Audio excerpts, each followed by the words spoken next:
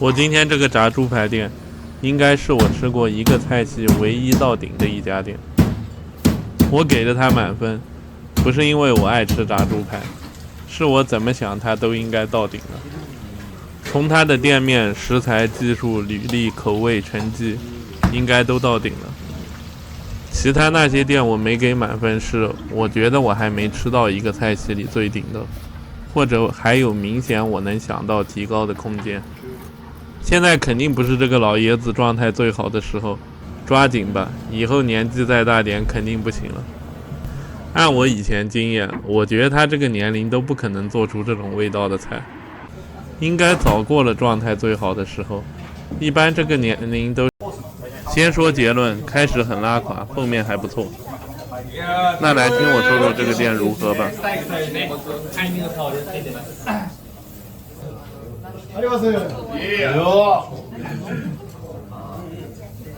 OK、写真。OK、どうぞ。じゃあ釣りですね。日本的煮饭仙人，母亲是中国人，他还在北京居住过几年。老爷爷好像去年去世了，但是短视频刷太多，还是想来吃吃看。网上刷到一些人说好吃，有的人说巨难吃，那我来鉴定一下到底怎么样吧。我吃了这顿饭，我瞬间就知道这个米饭怎么煮的了。孤独的美食家第6季第1集，五郎吃过的大阪烧。还原点评五郎吃过的大阪烧定时和海鲜炒面。章鱼大阪烧实在吃不下就没点。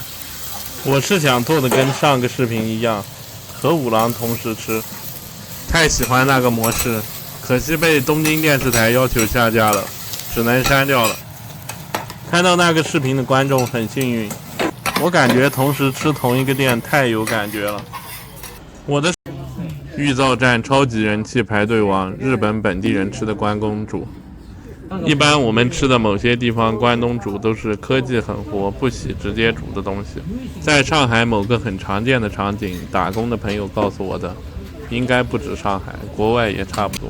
今天就来体验下真正日本本地人吃的，在自己店里制作真材实料的关东煮吧。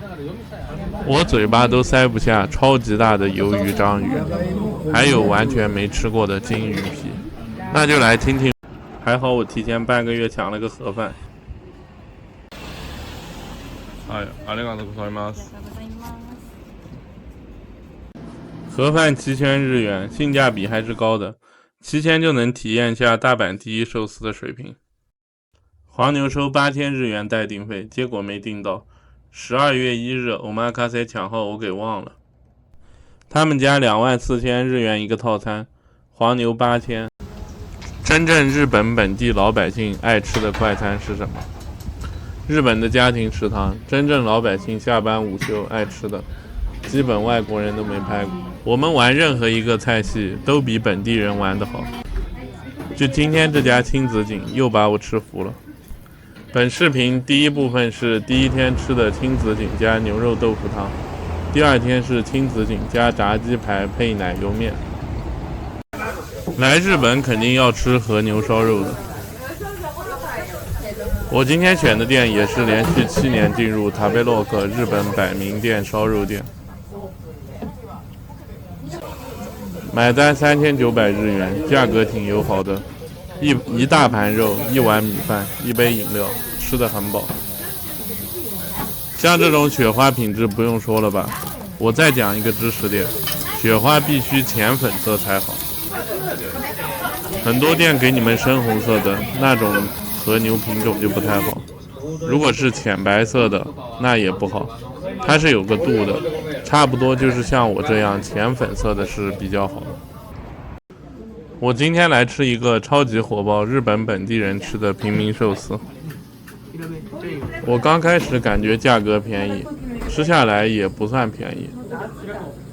鳕鱼白子挺好吃的，但是大部分感觉不是很满意，还不如一些回转寿司的品质好。一会儿来听我讲讲具体为什么吧，客观分析。像花这个价格，还不如去我在东京吃的那家站立寿司，品质技术差距很大。今天就来吃吃看国内人吹上天日本咖啡甜点的水平如何吧。我也不能完全说这个肯定能代表日本的水平。Tabelog 大阪咖啡第4，2年近100名店，15年老店。像这种环境装修的店，也不像外地游客店，环境还是挺舒服的，是理论大于实际水平。我不敢想象他30多、40几岁的时候水平得有多离谱。先说结论，里面有一款 Tokyo X 的肉，味道实在太夸张，我只是给这道菜满分。我一开始就奇怪，这么离谱的味道，怎么排队不严重？第二天又来了，才发现那个 Tokyo X 是限量的，所以都是中午排队严重。晚上就没肉了，晚上肉的水平就是正常3颗星的水平。也好吃，但不离谱。要来的话，一定要提那个 Tokyo X， 才能体会到神的味道。其他就是正常名店的味道。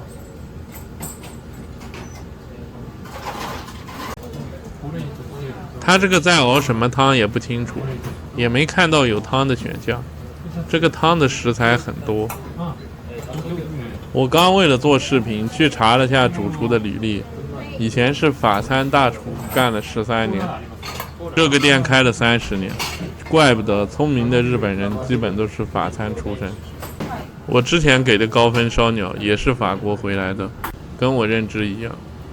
现在国内有2种错误的认知，一种是中餐最牛，另一种是日餐最牛。但日本主流顶级厨师都认为法餐最牛，他们都想去法国学习，我也是这样想的。主要是大部分人最多吃个米其林3星或者那些游客店，找不到真正好的欧洲菜。这种观念靠我强行灌输，你们也不会信服，只有靠人生经历去体会才行。法餐大厨做猪排饭，我也不知道他怎么想的。下次问问他，他让我下次一定还要再来。我这2天吃过的3份不同猪排，有一个共性，吃着有点油，吃完完全不油。猪排饭也算一个日料大项，我就给你们拍过1期视频，是因为我真的不爱吃之前吃过的所有炸猪排，因为真的太油了，吃完一份都很不舒服，不管东京的还是上海的。他这个不知道是用的油特别牛，还是猪肉品种的问题，吃完一份像没吃饭一样。我第1天追加了1份，第2天吃完以后还去吃了个拉面。我给他满分，这个占很大因素。我给高分的料理都是要颠覆原先的所有认知的。我说这个话你们没吃过，肯定不信，以为我在吹牛逼。这种油炸食品会不油吗？我冒着那么容易被人当傻逼，给一个炸猪排我评到最高分，我又不傻。我随便找个人均3000人民币以上的给满分，那不是更安全吗？这几个酱我一起说，白色的是海盐，他推荐的，左边的是猪排酱，味道很天然，中间那个应该是苹果打碎和醋的混合，我不确定，我基本不蘸酱。真正好的食物就吃原味默认，不需要任何附加的东西。爱蘸酱调料是因为那个食物本身味道不够好，只能靠后期调料往上拉本味。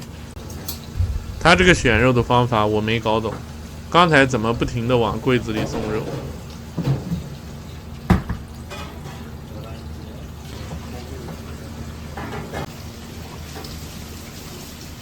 看着这锅油，我当时也觉得，那么普通能好吃吗？还有人直接炸一根大葱吃。我奇怪了，为什么我跑去这些日料店吃饭，老板都以为我是韩国人？这个大爷看我那么爱吃他做的，还拿手机翻译主动跟我聊天。一开始给我翻译的韩语，我说直接说日语就行了，能听懂大部分。我说我是中国的。他告诉我他这些肉是熟成了14天的，我也是外行，不懂为什么他要告诉我这个。第2天吃饭的时候，我告诉他我下次来吃，估计就是明年或者后年了。他说一定要来，等着你。他煮这个汤是要打浮沫的，有些饭店不打是真的不行。也不知道这个是煮什么汤，一会儿的套餐汤也不长这个样子。它跟烧鸟仙人也一样，用手去确认温度。它应该是选最合适切开的时机才切开的，沥油这个步骤哪家店都有。我没见过炸猪排的店用手确认温度的，我第一次见。你们以后观察下其他的。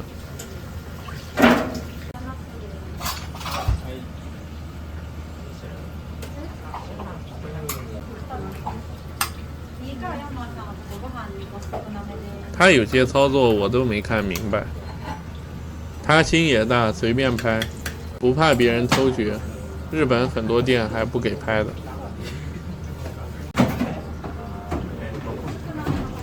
刚才那个动作就是在选。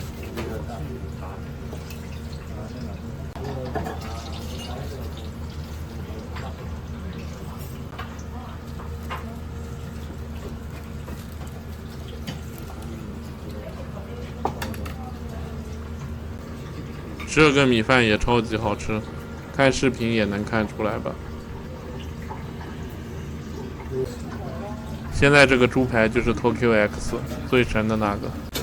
我上次在东京吃排名前5的一个带血的猪排，还没拍视频的时候，那个店也是连续几年都是百名店，老店很稳定，一口丢了，有血腥味。这个猪排不柴香，中间嫩不腥，像这些都是这种店的基础吧，这个我不用说了吧。汁水多，像这些形容厉害的炸猪排的词语我就不说了。这个最牛的是，我第一块和第二块吃的是最靠外面的2块，左右两边。我不知道是不是真的有脆骨，居然像肉里夹着脆骨一样脆弹那个肉。我不是说皮脆，是肉是脆的，有点夸张。中间这几块肉都带一点脆感，真的是一丝血腥味都没有，有点颠覆认知。猪肉为啥可以是脆的呢？有点奇怪，真的完全一点都不油腻。我说这家店怎么那么神，我还得追加。我大不了回酒店吐，反正在大阪也没几天了，下次来不知道啥时候。我不是为了拍视频想知道答案，我以前不拍视频吃很多店就想知道答案和真相的。肉上有那么多汁，不用提了吧，很多名店都能做到这个品相。就这玩意儿得吃快点，冷了口感就下降了。我这视频就不剪了，多给你们看看这个肉。反正这个 Tokyo X 很神奇，口感是脆的。可能是他做了什么手脚，处理肉的时候多了什么我们不知道的信息差。那肯定也是猪肉的等级是我们不知道的。就这沙拉就普通的吃草，不用讲了。欧洲是有真正好吃的沙拉，以后讲，不是吃草的那种沙拉。现在我们喝的这个汤是不是不太像刚才熬的那个汤？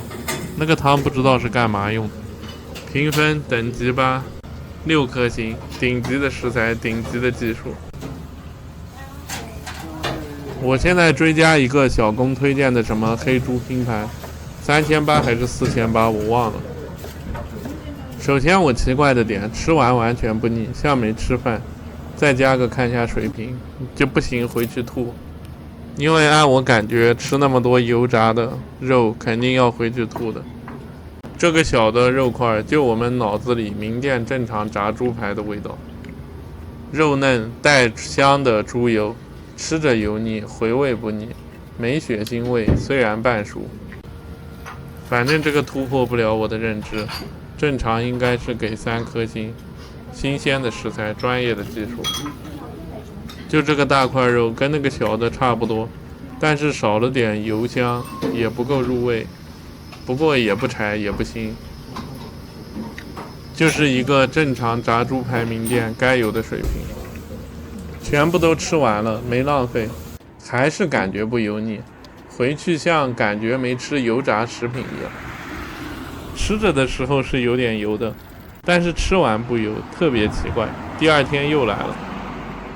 我第二天还想验证 Tokyo X 是不是我想错了，只吃一次不稳，结果中午就卖完了。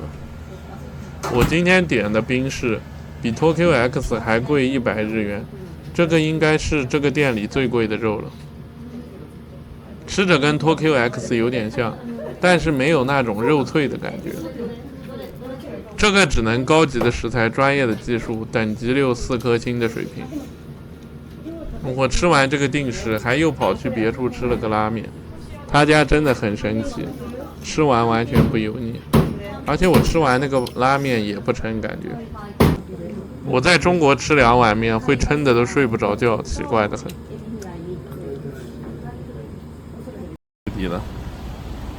今天主厨竹田英人，烧鸟30年，从95年到现在，比 Torishiki 的主厨池川要早。最初は飲み物からお願いします。はい。はい。じゃあドリンクセットが2つありますが、酒かワインがありますよ。そう。5丁ずつ入ってます。はい。コーラいいですか？コーラですか？はい。ラーメンとコーラ。他们家的可乐是自制的，可以试一试。用手检查串串的紧致度，再调整一下，这点国内烧鸟做不到。我再说一遍，国内那个不叫烧鸟，叫烤鸡肉串，千万别去吃，还不如去吃个东北烤串。我总结一下，水平高的就是半生不如的鸡肉串，问你要酱烤还是盐烤。内水平差的就给你上冰冻肉，或者上牛肉串。如果是真正的烧鸟，先不谈技术的专业性，鸡肉的食材基本跟你老家土鸡的原料价格差不多。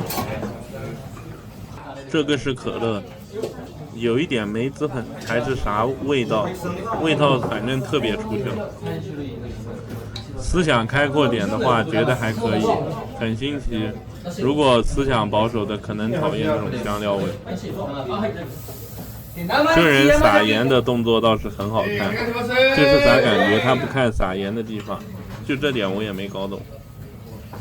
而且他还刷酱，跟Toriyoshi跟Torishiki不是一个流派，应该是他自己的手法。而且他这个烧鸟的站位又是另一种，有一个副手偶尔在对面帮忙。Toriyoshi是单独烤制，换着来烤。Torishiki 也是单独烤制。一緒にお召し上がりください。北海道产的芝士豆腐，味道比较平，马马虎虎，就是带点芝士味的豆腐，普通的豆腐，食材看不出来高端。后面你们打开字幕自动翻译，它日语介绍的部分用 YouTube 的翻译来看。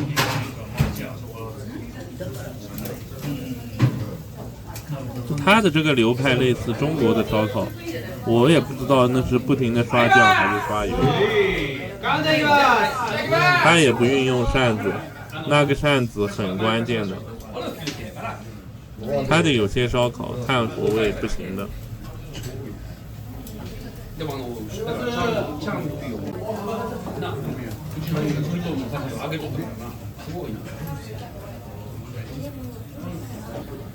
这个主厨长相，我觉得像做饭好吃的那种的。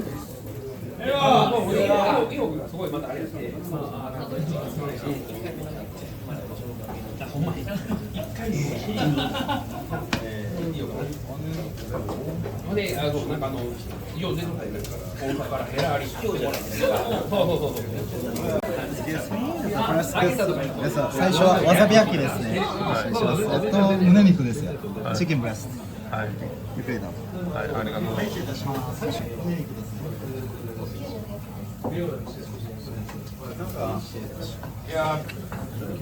鸡胸肉很拉垮，老也正常。这几家鸡胸肉我都吃不来。哎，我没搞懂为什么要搞个鸡胸肉。萝卜就是你家楼下买的2块1根，刷了酱油的味道，咸难吃的很。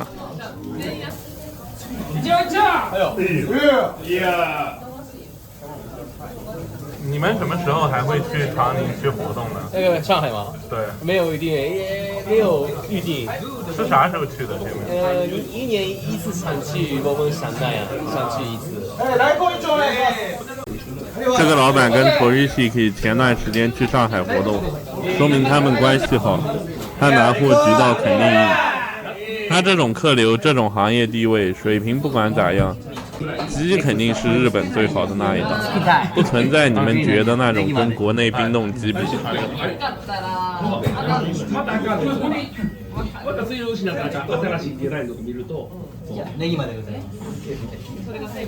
鸡生蚝太拉了，太老了，鸡皮那里是特别香的，肉不行，不过没腥味。お待たせしました。次はうずら卵でございますね。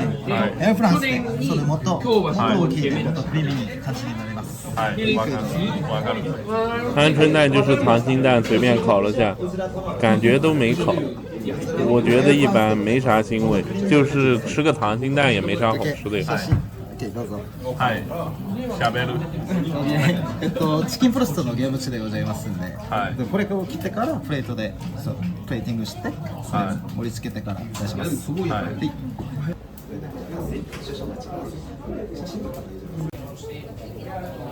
はい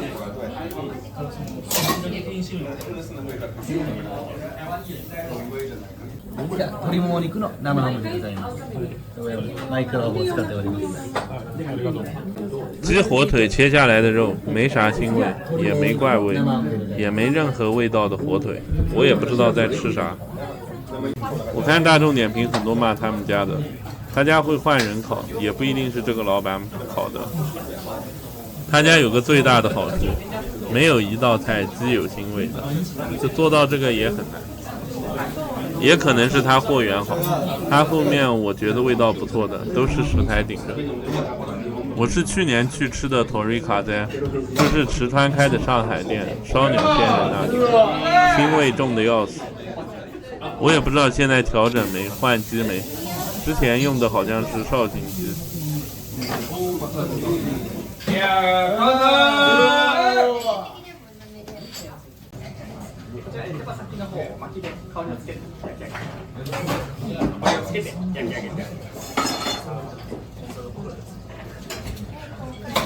Fire flare wood. Yes, we grill chicken wing with wood. We put on wood smell. ありがとう。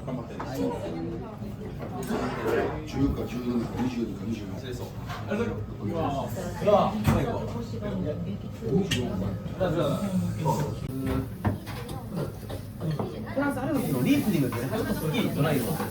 白いんで。お部屋をご用意しますね。鸡翅膀很惊艳，首先他们家所有的皮油脂的香味都特别重。这个鸡翅跟其他部位不一样，有点中国辣鸡腿的味道，只是有一点。这个鸡翅目前是我吃过日本最好的烤鸡翅，我后面又追加了一个。Fire flare or steam. Yeah, please steam Japanese shiitake mushroom with Japanese sake.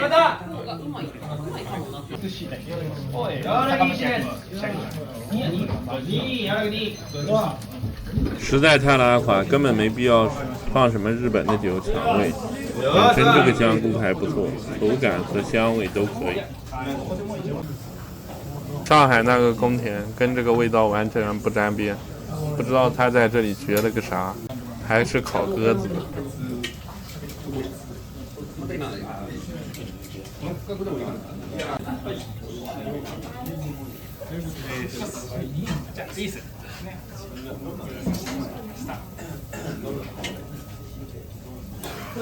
いや、お願いします。マテさんも。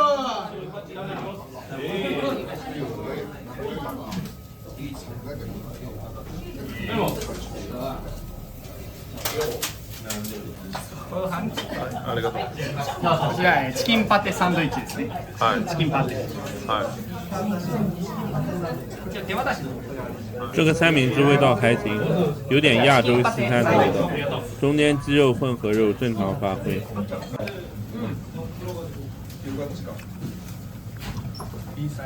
Pickle, mustard, dip. Chicken butter. Not chicken burger, so pate. So minced chicken はい and about beef. はい Yeah. うめえこれうめえ。うめえ。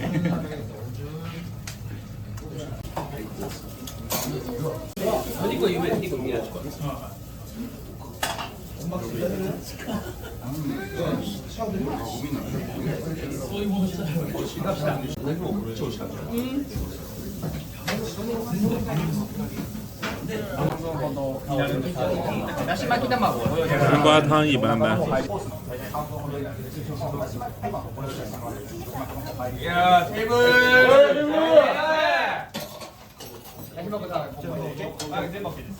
就这个应该是在做一个半生不熟的鸡肉，味道挺惊艳的。我感觉他们家烧鸟部分就靠食材撑着，有点像做鸡肉创新料理的店。先说结论，后面可能仓促结束，没空说了。他们家700多套餐，酒水追加总共800多。我个人觉得值得来的，也不贵，味道平稳中带点小惊艳，还能追加很多，还是值得的。我对欧玛卡塞还是尽量宽容的，我说不行那些是真的太辣，没办法了。只要你老老实实用高级食材，味道别有腥味或者怪味，我都宽容去理解你的优点是什么。现在开始做烤麸的那道菜，我也不知道是啥，等会用 AI 翻译，你们听他介绍吧。So fire plate of sleep. はい。 Sleep. They are still heating now with packing. So 日 we 本語しゃべる。OK です。こちら日本の大阪の鴨ですね。大阪の鴨を薄く切ってはい。お出しさせていただきはい。ます。はいね。はい。ありがとう。次は火遊びかご焼き九州スタイルですね。はい。南の日本。こちら火遊びかご焼きこちら九州宮崎のスタイル。こちらも今炭の香りつけて。いや、テーブル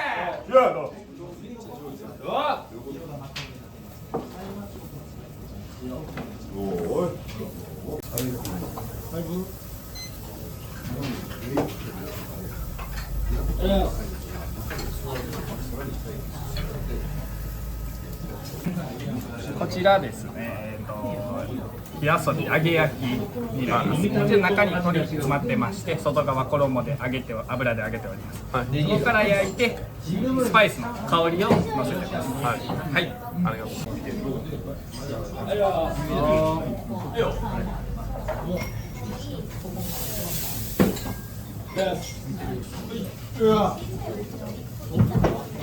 就这玩意儿还挺好吃的，一点糊味都没。い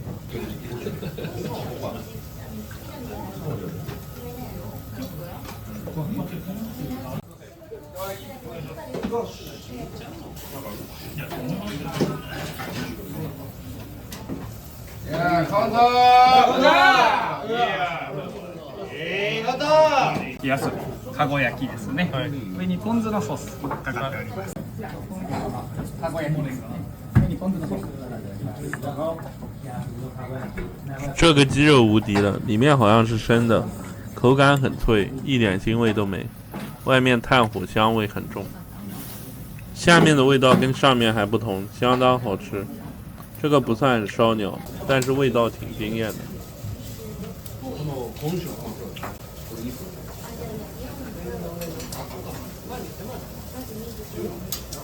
ビール茶。生地。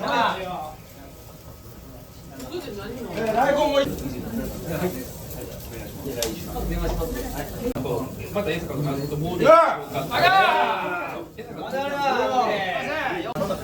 ちらぼんじりですね。どうぞ。满分鸡屁股特别香，它的鸡皮真的是无敌，里面的油也好吃，而且它的这个鸡屁股形状感觉跟普通吃过的不太一样。じゃあ行きましょう。だし巻きジャパニーズオムレツですね。中にお米入ってます。はい。お尻。こちらズリですね。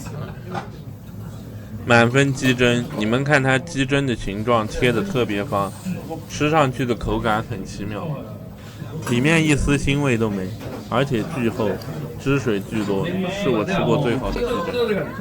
厚的鸡胗要做好很难，你们想一下重庆那个镜花要烤刀工，切成花的形状就知道了，特别怕里面腥。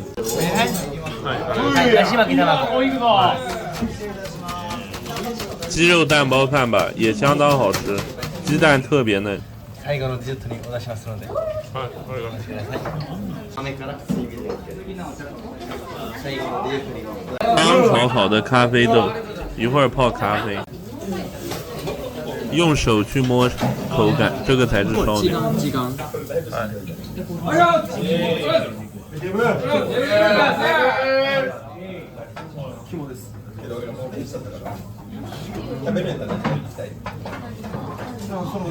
这个鸡肝太小了，而且颜色不行，不像血肝，不过味道是不错的，奶味足，一丝腥味都没，口感很柔顺。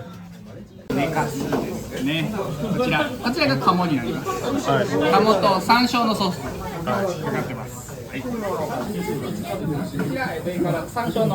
我吃拉面里的鸭肉腥味吃怕了，这个鸭肉是一点腥味都没。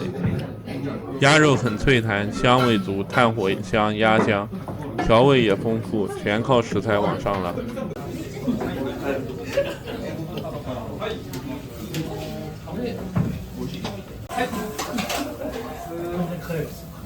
现在换徒弟开始烤了吧？师傅换帮忙的位置。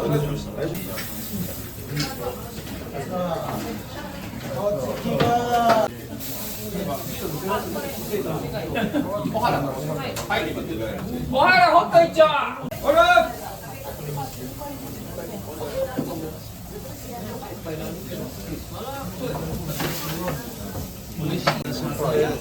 次、火遊びのわら焼きでございますね。あとわらを焼いてから取り込んで、香りをちゃんとつけていただいて、はい、後で出してください。はい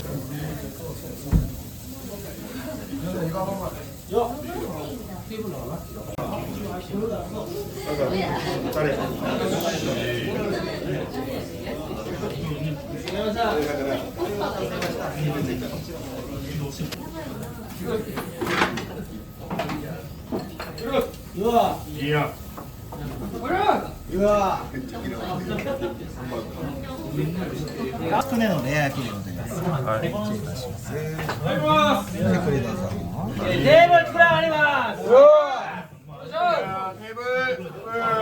徒弟烤的鸡肉串也没啥烟火气，微微有点咸，还是得师傅啊，师傅每一道都不咸。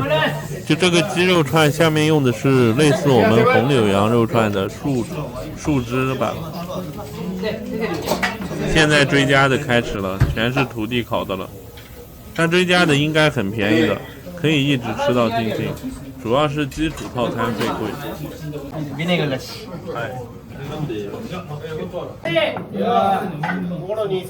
我不太喜欢这样的鸡脖肉，不知道淋巴去掉没？它的鸡皮是香的，肉是有点咸的。鸡心没腥味，口感还行，也是太小了，火候差了一点，再熟一点更。那个石板上好像中间还是流出了一点红色的血，这样技术就不行，全靠食材往上拉。技术型的是留汁不流血。鸡皮这样穿也有点减分，但是味道独特还不错，外脆里软，两种口感都有，还行。我追加的鸡翅，他们家烧鸟第一就是鸡翅，鸡胗是第二。就这饭没有任何味道，吃了2碗，图个划算，把成本吃回来一点。鸡汤满分，清澈见底，鸡香味浓，不像不会做菜很死那种。はい、お召し上がりします。お茶漬けの感じでお召し上がりください。咖喱汤饭和咖啡一般，上海咖啡水平还是很高的。没喝过日本咖啡的，特别喜欢吹日本咖啡。对于我们中国人来说，难度为0。对日本人来说，那确实他们可能没吃过这样的米饭。来这里不容易，8点开门。我刷到那个油头的抖音视频，他说这里都是凉冰冰的预制菜。我先说旁边这家是假的，以前的店铺被骗走了。那我就等他没开门就来，想吃热乎的。这个米饭仙人老爷爷对中国感情很深，他应该是中日混血，妈妈是中国人。他妈妈姓孟，他的名字也叫孟。他还上过中国的《天天向上》综艺节目，还听说他去中国寻找煮饭的接班人。现在这个店也不知道卖了没。我今天吃到的肯定也不能完全代表老爷爷的巅峰技术。今天消费很贵，让我觉得可能是卖了。我查了资料，以前这里吃一顿饭好像才500日元不到。我今天吃的全部加起来差不多2000日元。一会儿你们看看我到底吃了些什么。我感觉肯定是人走了，然后接班的人就割韭菜了。老奶奶还是挺好的，还送了我一个蔬菜。我感觉今天这个老奶奶应该就是他老婆，反正感觉挺贵的。这些小菜好像都是500元。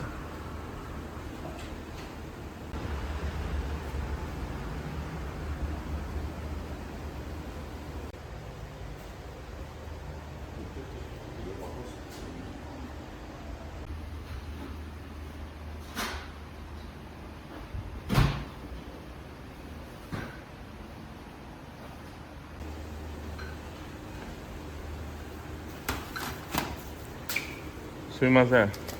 いくらです？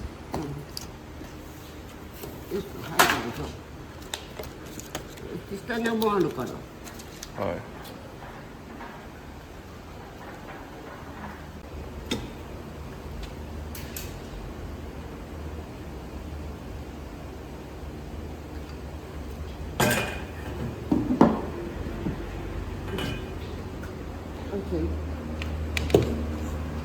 この味噌プはサービスですか？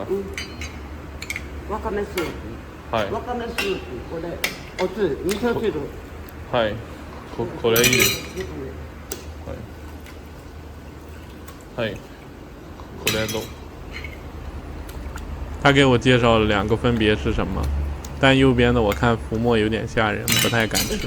はいよ。はい、ありがとうね。这些好像1200多，有点贵。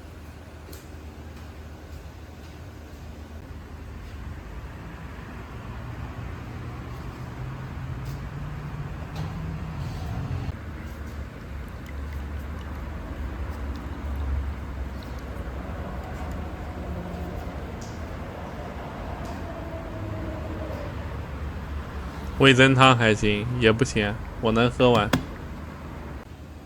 这个应该是烤三文鱼吧？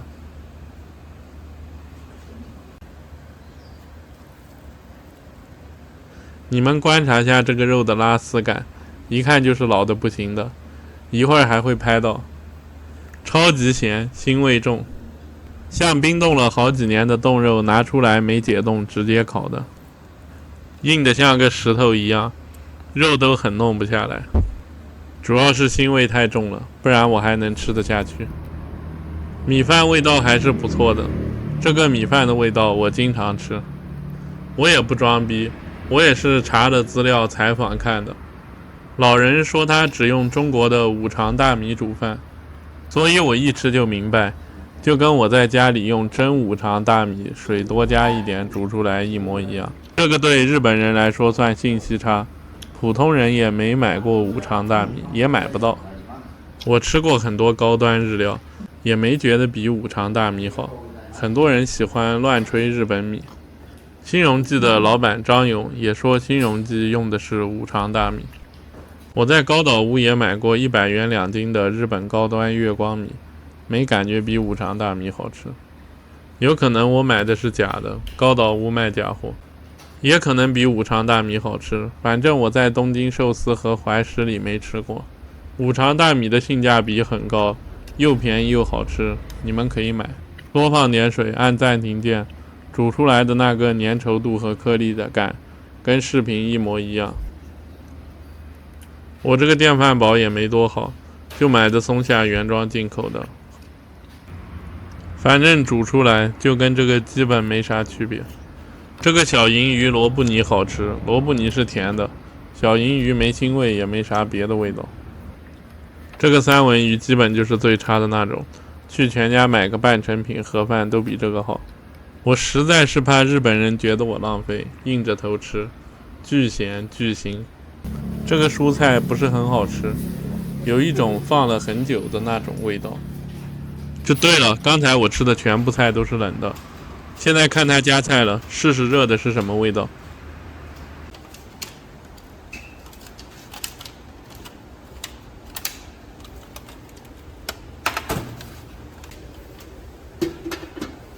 すいません、これいくらです？これが300。他说300，那还行。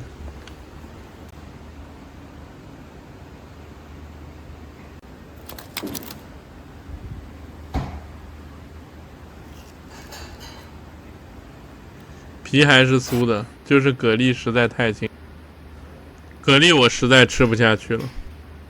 我又买了个饭团试试。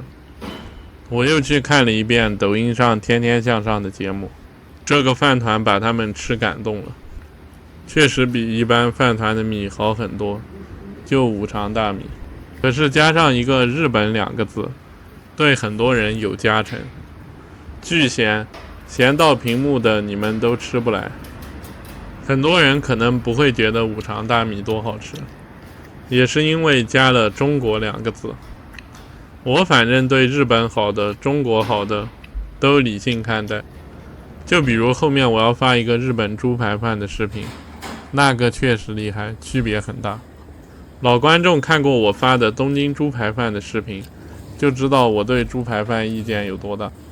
我带着这种偏见去吃到特别厉害的，也承认也服气。我希望大家都尊重客观事实为依据。它这个味增汤还是不错的，也不咸，海带也不腥。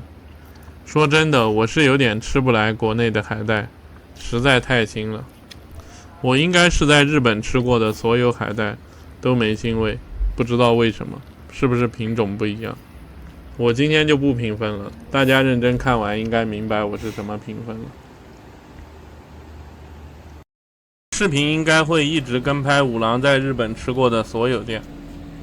五郎吃过大阪总共2家，一家大阪烧，还有一个炸串店。看完所有日本五郎吃过的店是我的目标。五郎选的店很能代表日本老百姓吃的，我来测评下也很有参考性。这店很有感觉，就是那种小苍蝇馆子，正宗的老百姓平时家楼下吃的。就大阪烧这玩意儿，上海吃过几家，不是很喜欢吃，就鸡蛋包菜，感觉没啥吃头。我带着这种偏见来看看这家味道如何。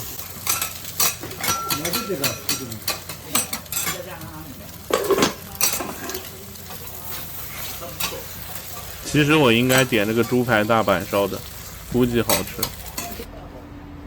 写真いいですか？はい、ありがとうございます。挺大方的，老板允许拍摄。在日本跟国内不一样，拍摄没那么容易。我看了下，大阪烧也是个辛苦活，价格便宜，每一份都要自己做，还要准备食材。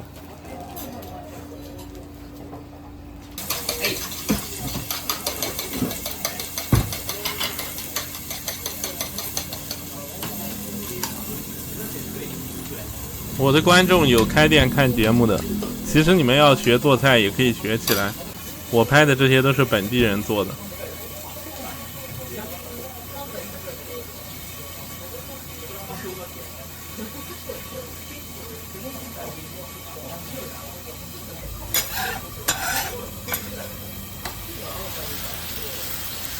我发现这个好像是少油料理，也没看到它放油，也不粘铁盘。哦，这下面有一层猪油，纯猪油料理，那应该香。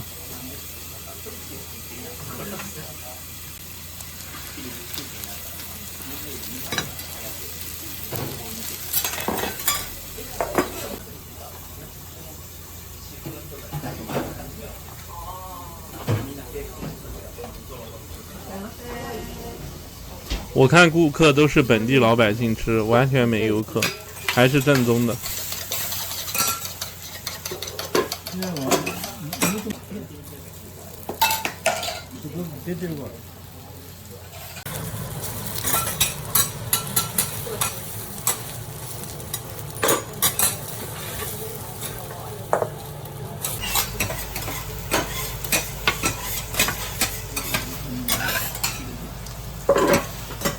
老板和老板娘2个人配合，基本都是一人做一半。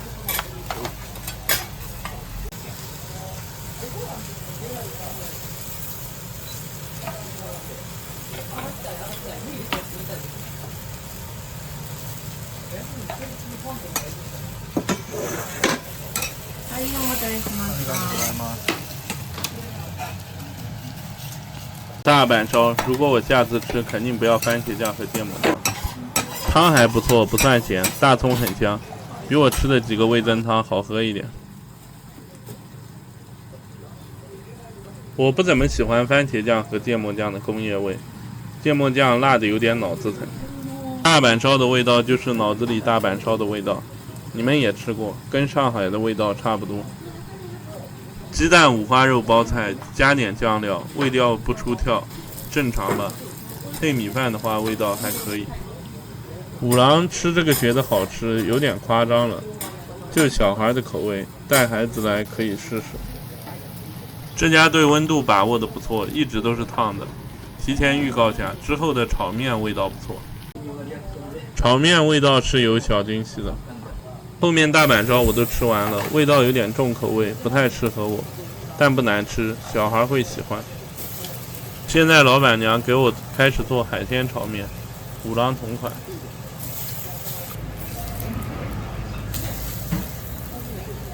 还好面的分量不是很多，不然撑死。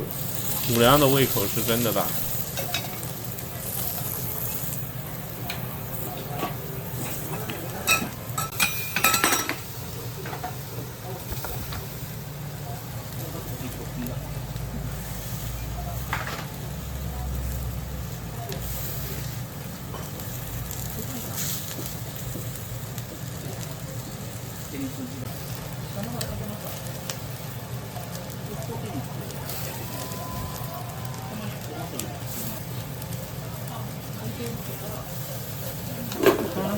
お一人様、奥のお席お願いします。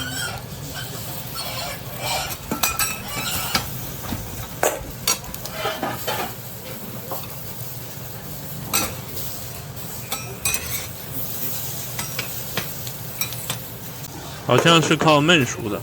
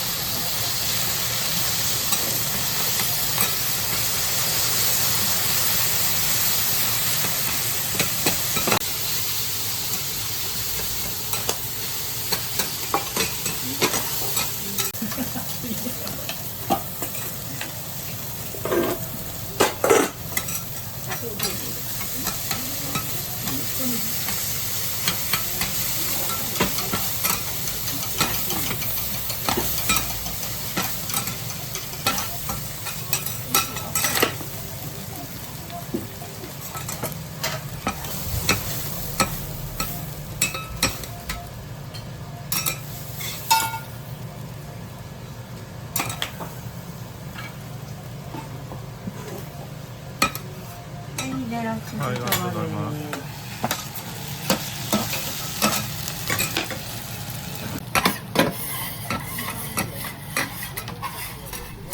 袋子完全超预期，没腥味，很鲜甜，这个价位满意的。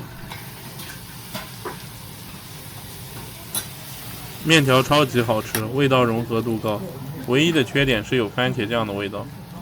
鱿鱼还行，不够鲜，但也不臭，也没腥味，可能是没用福尔马林泡过吧，没科技鱿鱼好吃，虽然我从来都不吃。这个炒面很中国口味，全部中国人都吃得惯，不过味道稍微重了点，跟国内炒面基本味道一模一样，就是多了点新鲜的海鲜，还是不错的。我反正全部吃完了，总体味道一般，制作流程和用料应该还是新鲜的，正宗没问题。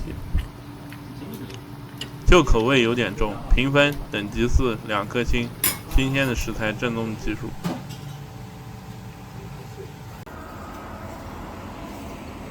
我的真实测评吧，我第一天是晚上来的，人超级多，排队都要等2-3个小时以后了。你别看门口只站了几个人，都是已经登记好了。你们来吃的话，最好提前1到2个小时来登记。反正这种店肯定就是属于消费不高、品质味道还不错的小店。我第二天是下午3点还是4点开门时候来的，我有点忘了。蔬菜这些应该是自己提前在店里准备好的。我是开门提前1个小时来的，登记前面已经有10个人了。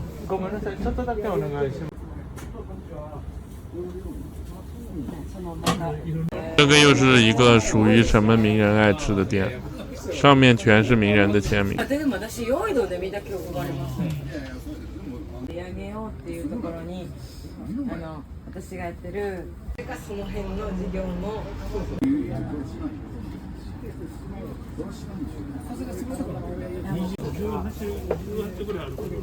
ょうどあかんかもしれない、1、2。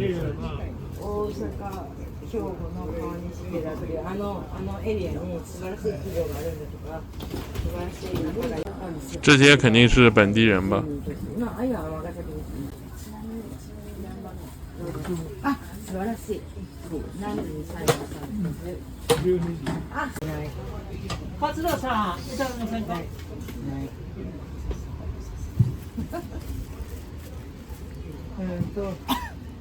藤沢さん、お一人さん、どうぞ向こうで。はい、はい。加藤さん、電話するわ。加藤さん、お一人さん、どうぞ。加藤さん、どうぞ。加藤さん、もっとして。ノーや。お一人さん、お一人さんね。さっき言ったとこやった。俺の早かった。中尾さん、はい。じゃあお先。池田さん側がいいんだけど。もうええけど。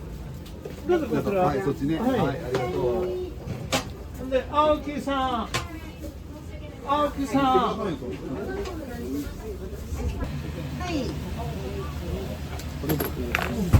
就这种店感觉不像半成品供应链的货。外国菜单很方便，把要点的数字全部写上去就行，别点太多，他家分量太大，我后面都快吃吐了，要撑死。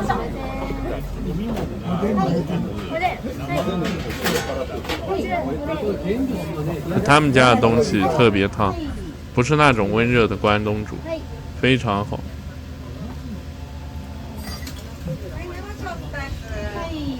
桌子上好像写的是不能拍摄还是不能用手机，我也搞不清楚，反正他没说话，我拍。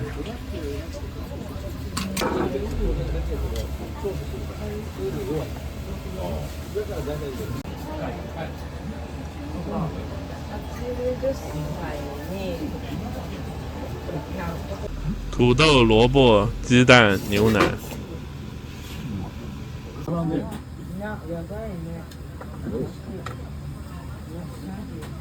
牛腩就属于清炖牛腩，味道还行，跟中国水平好的肯定比不了。不过也不贵，就10块钱。也挺奇怪，吃着不像便利店那些冰冻肉的口感，但按理来说，这个应该是冰冻肉。我忘了这个是炸鱼饼还是鱼糕了。鸡肉丸子、炸豆腐、香肠。这个香肠好吃，不是科技淀粉肠，是纯肉的，很嫩，但应该可能也有一点科技，但是不多。他家味道可以，不咸，偏清淡，吃着连味精感觉都没。喜欢吃调料味的应该不喜欢。鸡肉丸子也好吃，感觉只抓了一点粉，不是特别多，不柴，还是挺嫩的。这玩意儿应该是科技了吧？吃着像蛋糕，但又不像科技，因为没啥鱼味，不知道是不是半成品。因为没什么香料和调料的味道，比较淡。科技一般想表达的味道会比较明显。鸡蛋就一般卤蛋煮了下，味道正常。土豆惊艳了，很入味，但是不咸，口感香得很。土豆的那种植物香的味道，如果不是肚子撑，我可以吃2个。你们应该明白，那么厚的土豆，芯子要入味特别难吧？顶级水平这家，我不知道他怎么做到的。说的入味是汤底的味道进到芯子去了，很奇怪。这个章鱼又大又鲜，没有任何腥味，口感脆弹，只是太大串，吃着太撑了。20块钱这串，很便宜，没有那种福尔马林泡过的味道。金枪鱼大葱，鱼肉没腥味，只是比较散。金枪鱼只适合生吃，不太建议你们点。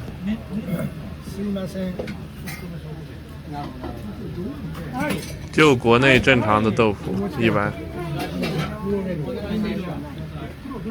就这个好像是油麦菜还是茼蒿菜培根吧？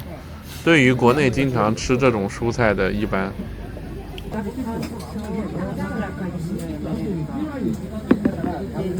萝卜不错，鲜甜，汤汁进去了。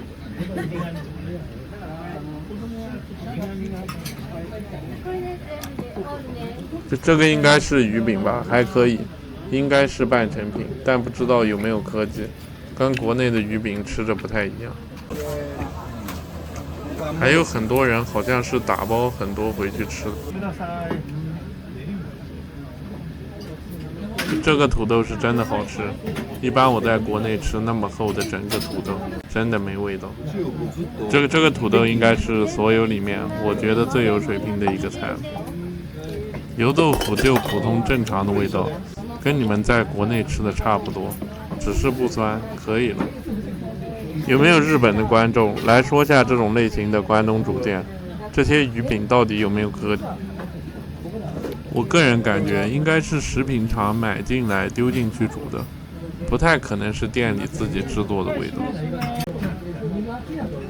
包菜猪肉，旁边日本大哥非要我点来吃，太烫了，吃不了。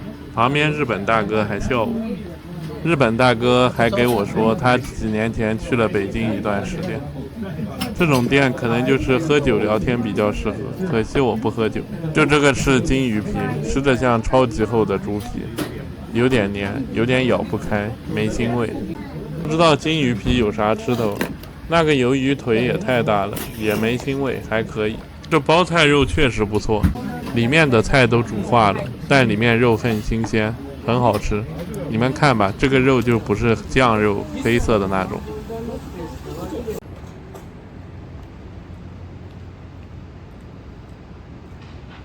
32000其实还是值得的，毕竟第一，很多都要4、5万了。其实黄牛能订到也是值得的。我个人建议不要轻易去那些好订的寿司店，我感觉日本到处也都是雷，花4、5万没吃舒服，还都是带腥味的鱼，根本没必要。はい、ありがとうございます。提前体验他家，我个人觉得很值得。如果这个盒饭好吃，下次加钱提前订也行。先说结论，像这个店值得订的，看着食材很便宜，我验证了便当没啥问题。一会儿听我说。先找个便利店坐下，日本的便利店随便坐吃饭和有丢垃圾的地方的。我看了一下价格，毕竟24000的omakase，可能用料也不是很顶的那种，但应该水平挺高的。一次性的筷子质量不怎么样，还不如第一个拉面店的筷子。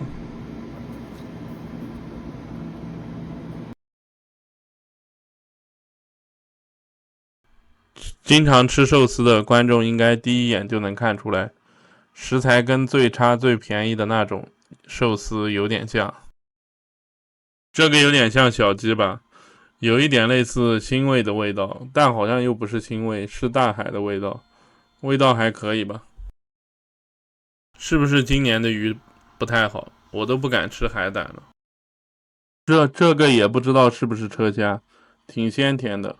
刚开始吃第一口的时候，我感觉这个盒饭挺普通的。这个黄色的东西不知道是不是乌鱼子，还是蟹黄，我真的也没搞清楚。具体是什么味道忘了，我也不想吹牛，应该还可以。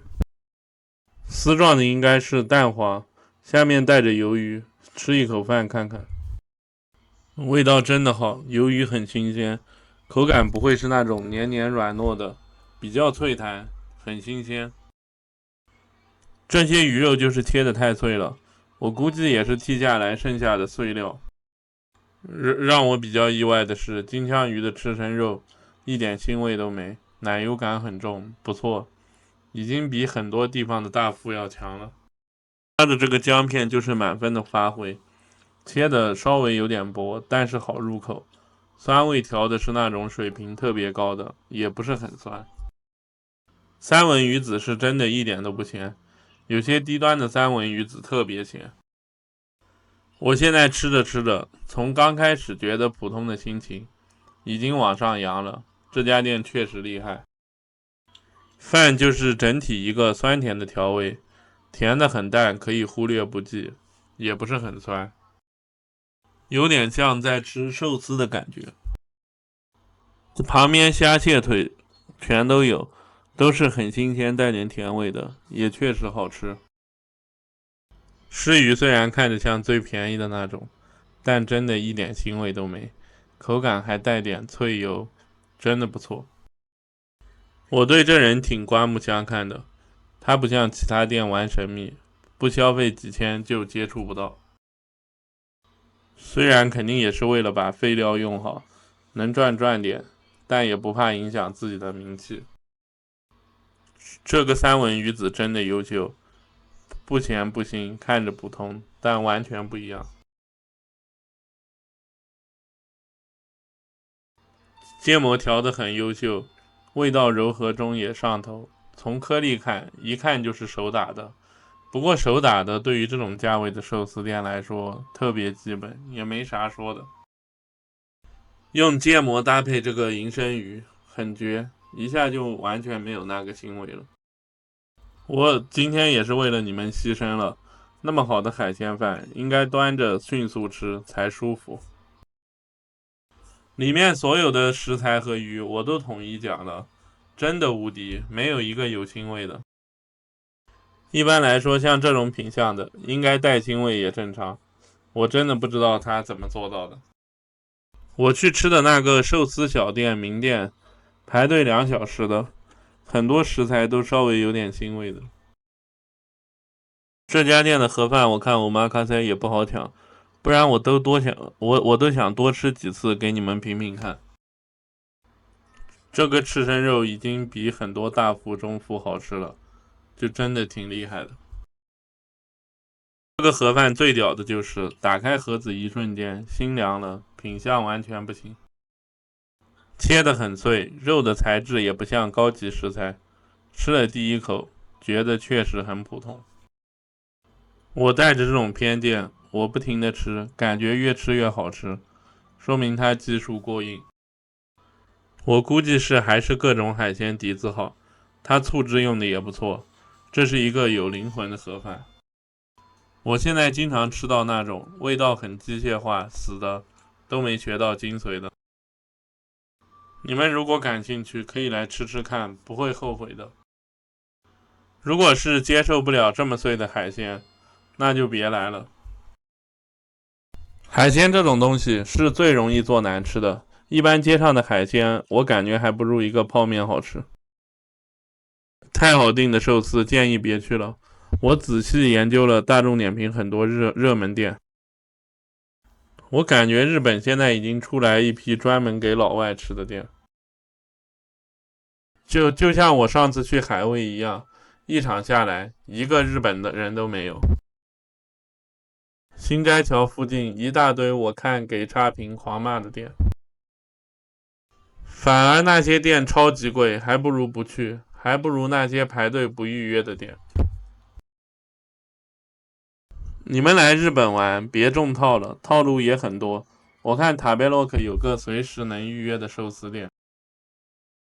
大众点评全是骂的，全部都骂外国游客店。对高价寿司感兴趣的，就去欧玛卡塞点印，自己1号去抢号，总能抢到一个吧。我2、3月份还要去东京的，天冷的话还是有机会吃到好鱼的。我到时候再去找几个排名高的店去拍一拍。这样吃的确实太难受了，还是不拍视频吃的爽。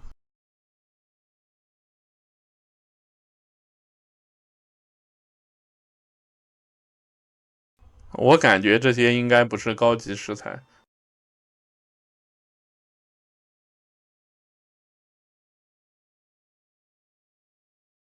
这家店基本是日本人吃，没有一个外国人，外国人都是海鲜烤肉大餐了。个人建议要吃就11点开门前来，第一波就可以进去。日语我基本90%能听懂，能交流，自我完全靠猜。我是给他看图片点餐的。这家店比较热门的是牛肉豆腐汤，肯定要点一个。鸡肉亲子锦我也要点一个。应该前面打红字的是招牌菜。这家店开了60多年，比我爸妈年龄还大。我就是要吃这种老店，可是环境卫生看着超级干净，像新装修的一样。像这个煎蛋的动作幅度也太大了吧！以前天天看日剧，基本剧里的人下班都来这种食堂吃饭的。虽然食物比较朴素，但是来这种地方才能体验真正的当地特色。我建议大家旅游可以来这家店试试。这家店价格不贵，1000块日元以内能吃饱，比那些预制菜类似的日本的店好吃太多了。我都懒得说那些预制菜店的名字，你们基本都吃过，味道绝对不一样。里面大爷做菜实在太认真了，我一会儿给你们拍下侧面，确实厉害。中国一般这种年龄的老店，这种年龄的厨师都很懒散。我发现好像中国这种类型食堂的店很少有60岁以上的厨师吧。匠人精神确实比不过日本，日本人做事平均水平还是挺认真的。可是日本人做事出来的结果不一定强。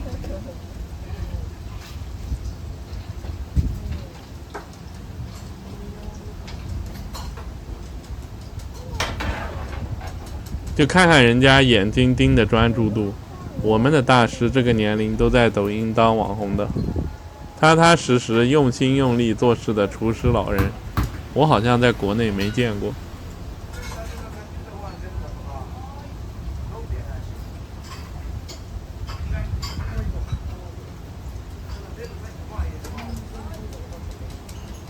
菜来了，我第一天点的是鸡肉亲子饭加牛肉汤。品相太好了，比我在17家吃的预制菜好多了。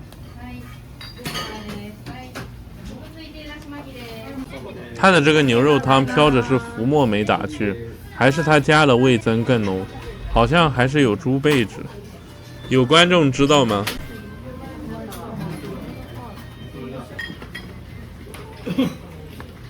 汤有点咸，不好喝，就一般味增汤。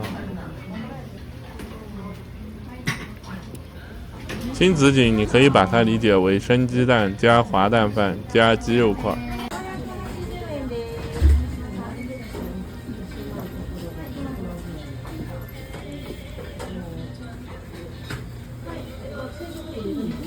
鸡肉味道还行，偏煮的鸡胸肉，是鸡腿肉吧，有一点鸡焖味，不重，能接受，普通人应该吃不出来。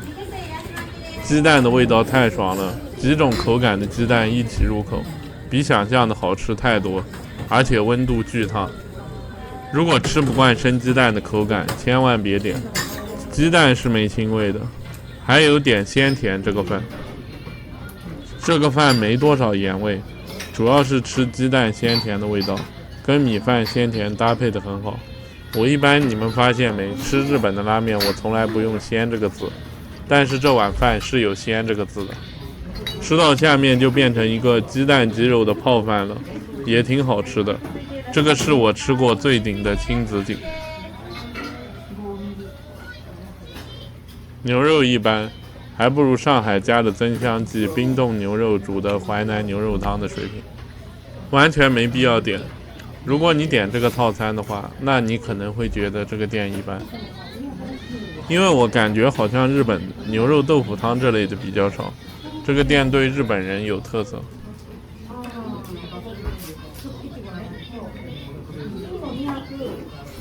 就这个豆腐就是质量还可以的软豆腐，在国内你们都可以忽略的水平。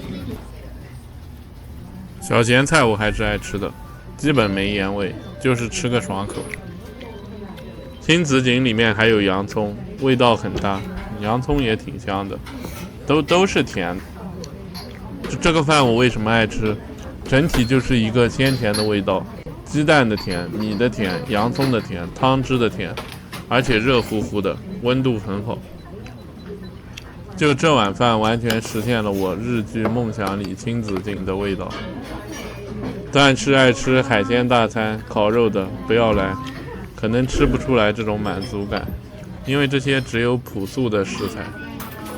就这个牛肉汤虽然对于我们中国人来说很普通，但是能吃完不浪费，做的水平还是可以。牛肉汤整体也不咸，基本可以说没啥盐味，食材本身的味道还行，只是这种料理对于我们中国人来说太普通了。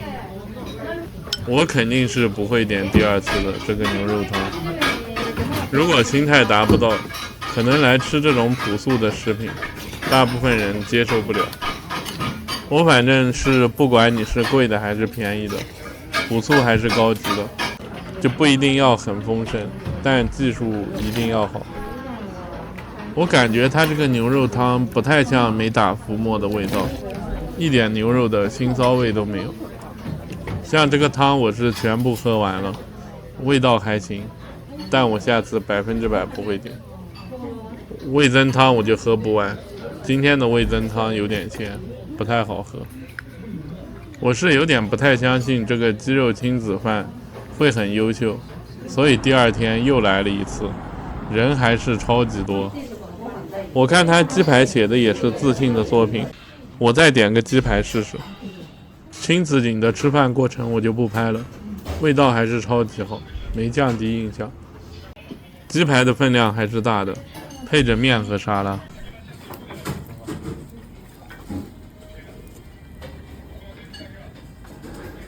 鸡排就是普通的鸡排，胜在新鲜，没有什么特别的味道，吃着不算油腻，还是可以的。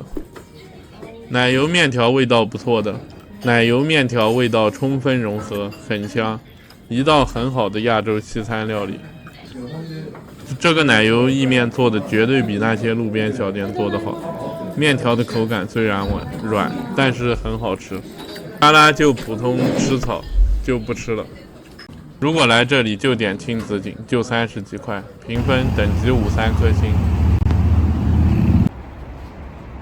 今天这家店也不是随便找的，我提前了半个月叫黄牛帮我打电话预约的。如果直接去的话，不知道能不能吃。我从进去到结束人都是满的，但我感觉这种店可能可以排队吃的吧。我被日本这些店搞怕了，很容易白跑。你们去的话，找个人打电话预约一下。我看了一下菜单，特色好像就2种肉，点了个拼盘，2种都能吃到。我也怕点错，直接大众点评找了个别人点的图片，给他看图片点的。我今天不想吃太多了，我怕油腻，一个人吃这种烧肉，还是没2个人开心。现在我吃日本和牛烧肉，感觉没有以前那种激情了，感觉好的店哪里味道都差不多。先说结论，就这家店我还是推荐的，感觉肉的等级跟英谷园差不多，还是有别的优点的。这家的肉吃着感觉更软嫩一点吧。左右两边超厚切，像这种摆盘，平民和牛粗犷型。就包菜的味道跟金虹桥楼下大吉给的免费包菜一模一样，一般不想吃第二口。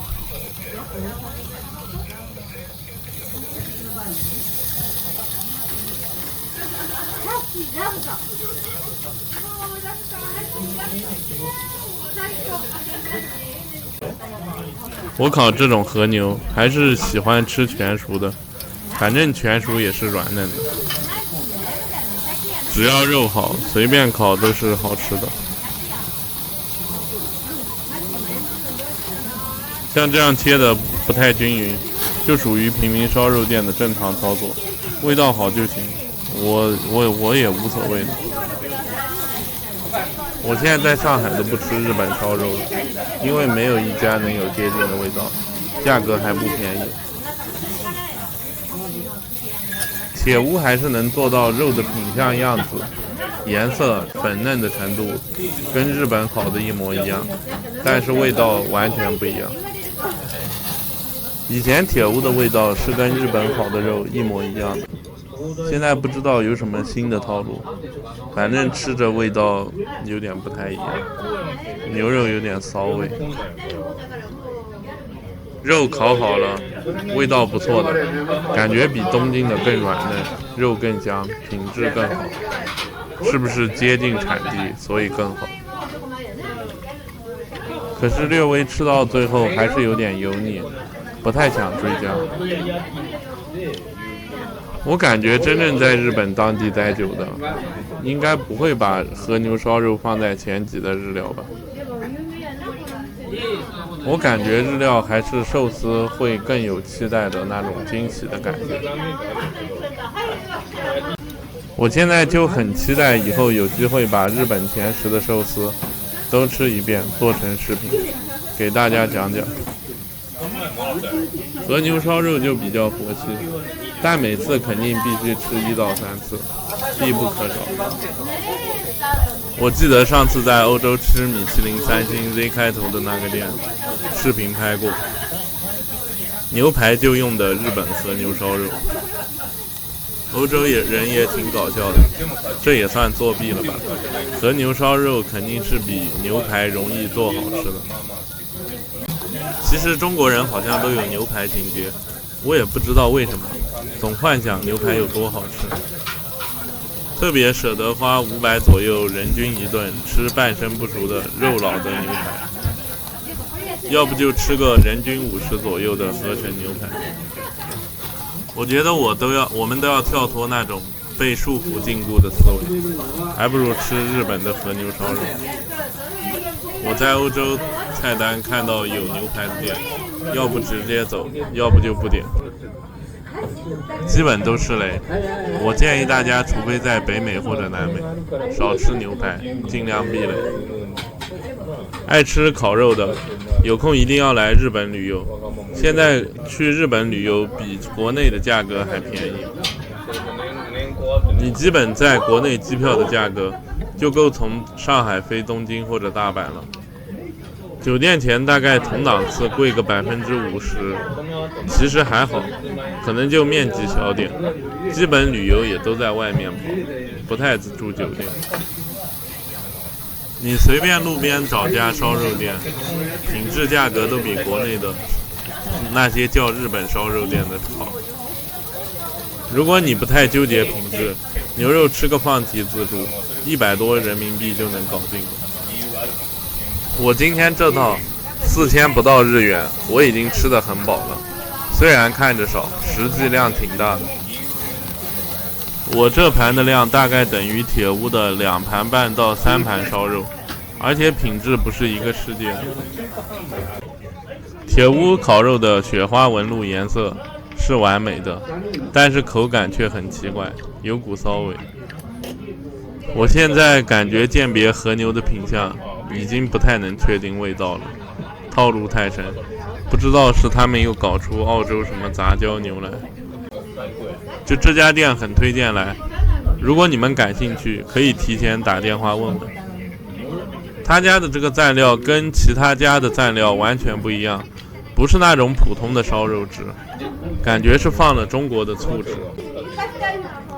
就这个蘸料很有特色，味道也不错。我发现日本人也爱吃牛杂烧烤，我看排名比我高的那几家店，好多店都是牛杂烧烤。我吃过，反正我感觉中国的牛杂更好吃，所以我在日本不太吃牛杂烧烤。我看大阪分数最高的那2家和牛烧肉，人均又有点高。我是感觉牛杂烧肉这玩意儿好像没必要吃太贵。自从我上次吃东京第2塔贝洛克4.34的尤罗尼库分最高的那家，我对日本人均高的烧肉特别失望。就最后那2道还可以，全是雷，我评分有失误，应该不给分的那个地方。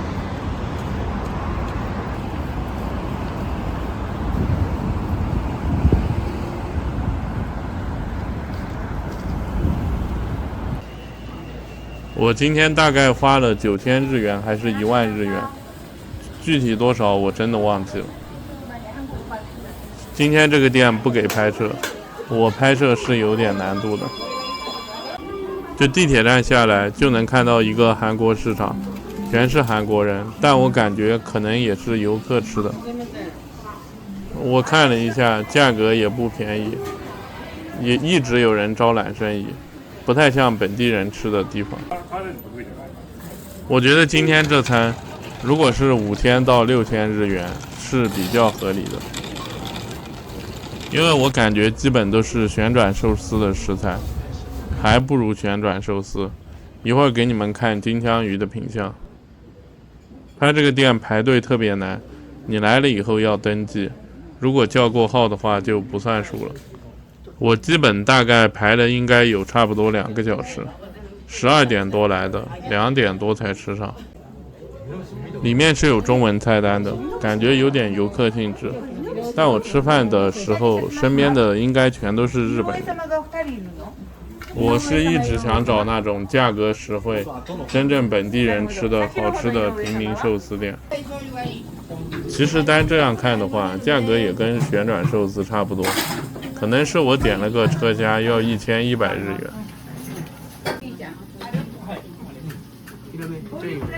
章鱼没有腥味，但是口感比较软，没有那种脆的韧劲，感觉味道不是太及格。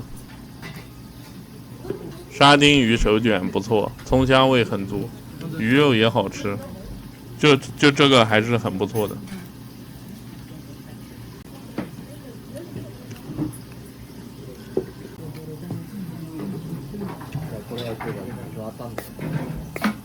就这白的是啥我忘了，这个味道应该没啥问题。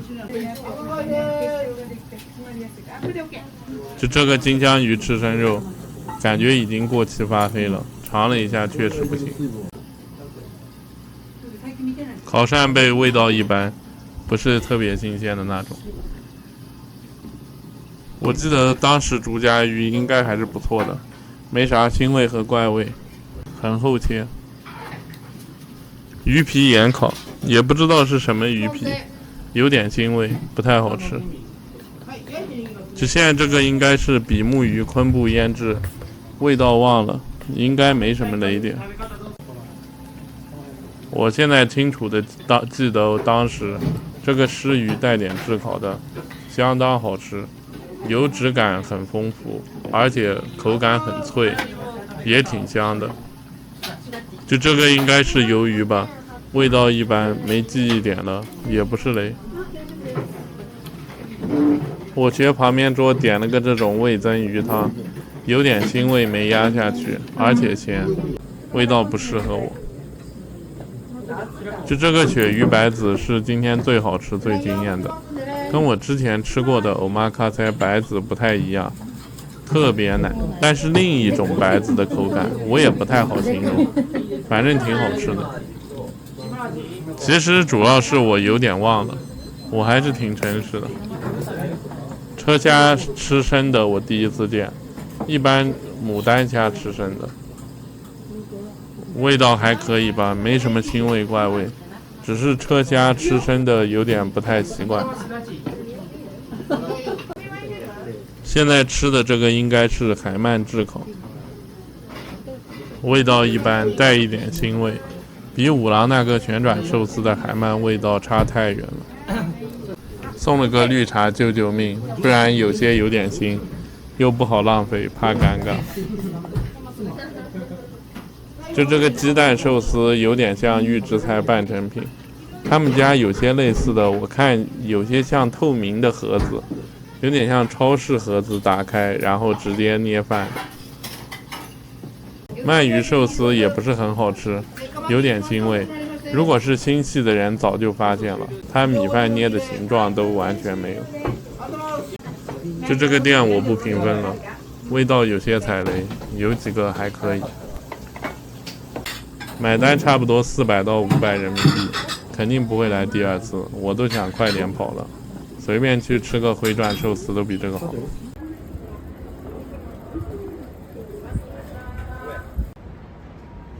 我感觉只要是日本的东西，很多国内的人都会觉得特别厉害。我是觉得哪里都有厉害的，也不能太盲目。咖啡、甜点这类东西还是欧洲人的东西，我在亚洲是没吃过什么让我惊奇这类东西。我感觉欧洲的甜点和亚洲的甜点不是一个东西。甜点这类东西，我感觉我在日本吃过的，也就材料比国内平均水平要好一点。牛奶之类的确实材料要好一点，但是还没跳脱我对亚洲甜点认知的刻板印象。我在日本，甜点这类东西不是我重点的研究对象。我觉得日本做的最好的东西就是寿司，碾压欧洲生的鱼类。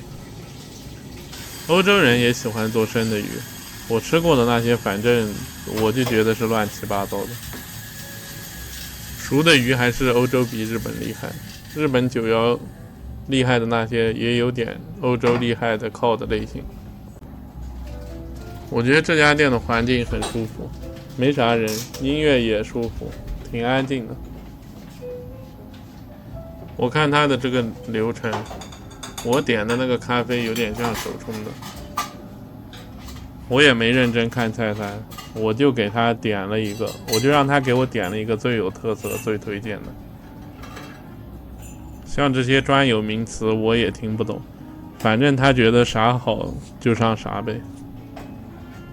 这正好是午餐时间，点个午餐套餐还是很划算的，把甜点也点上，反正不贵。午餐套餐才50元人民币，上海一个手冲都要50了。就这个套餐是手冲加芝士鸡蛋面包，分量完全够一个人午饭了。我又加了一个芝士蛋糕，撑死。面包现做的，我看他在制作，不是预制菜半成品。就这个是老店的新店，我看塔贝洛克以前老店看着比这个破多了。晚上可能是个酒吧吧，环境挺舒服的，在市中心，你们有空的话可以来坐坐。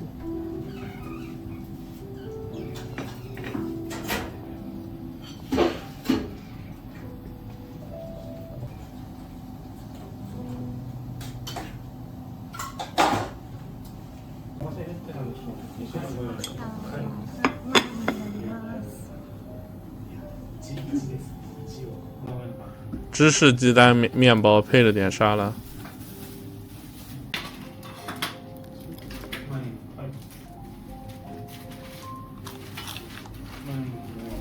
面包很脆的，应该是又烤过一遍，味道就是你们在上海买的面包 Baker Spice 那种，一模一样，没有任何区别。鸡蛋煎的火候品相是无敌的，日本人是很认真的。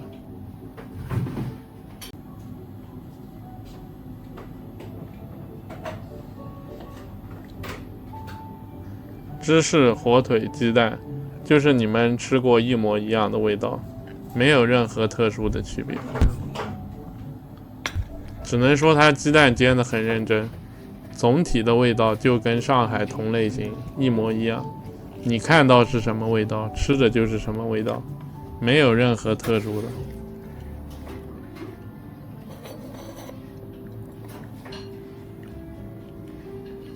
就这个咖啡应该是季节中烘吧，具体是啥我也忘了，我也懒得去查。个人感觉大众都能接受的味道，不算酸，没苦味，制作工艺能喝得出精细和认真来。你要说比上海水平高到哪去，喝出经验和颠覆认知，那不可能。我反而觉得我在上海拍的那几个咖啡的味道，跟我在欧洲米其林喝过的味道是一模一样的。我觉得今天这个店的味道，蒙着名字，如果我告诉你是上海的，那你真的完全分辨不出来。但你要说我们拍视频那些日料蒙着名字是古北的日料，那也不可能。古北的日料只能说在中国国内算正宗，但拉来跟这些塔贝洛克高分店比，那不是一个东西，区别还是挺大的。除了豚仁拉面，我觉得豚仁拉面已经比日本豚骨拉面强了。我只是说豚骨拉面，没说那些清汤面。就这几个沙拉基本是在吃草的感觉，反正我觉得所有中国人应该都不太喜欢吃这种东西。今天吃的这些东西基本就是亚洲人眼里西餐的味道，我把这些东西称为亚洲西餐，就有点类似于你跑去美国吃左宗棠鸡一个道理。芝士蛋糕也跟 Baker Spice 一模一样，很甜，甜的我发腻。